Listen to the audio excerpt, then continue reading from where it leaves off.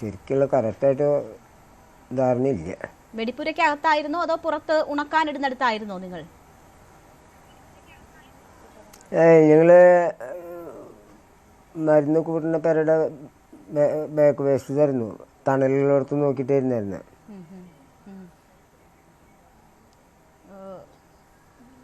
അവിടെ ആ സമയത്ത് ഏതാണ്ട് 40ഓളം പേരുണ്ടായിരുന്നു എന്നൊക്കെ പറയുന്നുണ്ട്.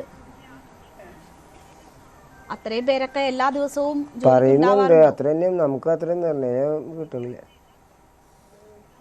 അല്ല, ചില ദിവസം അതിൽ കുറയും, ചില ദിവസം കൂടും, അങ്ങനെയൊക്കെയാണ്.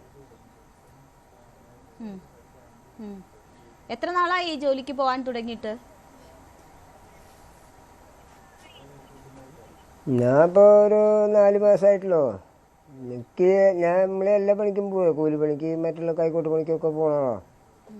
ഇത് അതില്ലാത്തുമ്പോൾ ഇതിന് പോവും, അങ്ങനെയാ. പേടിയുണ്ടായിരുന്നോ ഈ ജോലിയെക്കുറിച്ച്? പേടിയുണ്ടായിരുന്നോ പോകുമ്പോൾ? പേടി അങ്ങനൊരു പേടിയില്ല. എനിക്ക് പണി ഇങ്ങനത്തെ അപകടം പിടിച്ച പണി തന്നെയായിരുന്നു ചെറുപ്പത്തിലേ. ഇപ്പോൾ വയസ്സും പ്രായമായി, ഇപ്പോൾ പിള്ളേരെയൊക്കെ കല്യാണം കഴിഞ്ഞപ്പോൾ നമ്മൾ സ്ലോവാക്കി തെങ്ങേറ്റം കഴിഞ്ഞിട്ടൊക്കെ നിർത്തി കിട്ടിയതായില്ലേ എന്ന് വിചാരിച്ചിട്ട് ഇങ്ങനെ പോണു. അങ്ങനെയുള്ള ഒരു ഇതല്ലേ. എല്ലാവരും ഇപ്പം നമ്മളെ പോലുള്ള മനുഷ്യന്മാർ തന്നെയാണല്ലോ അവിടെ പണിക്ക് വരണേ. അത്ര ഒരു ധൈര്യം. ഇങ്ങനെ ഒരു അപകടം ഉണ്ടാകുമെന്ന് നിങ്ങൾ ഒരിക്കലും പ്രതീക്ഷിച്ചില്ല അല്ലേ?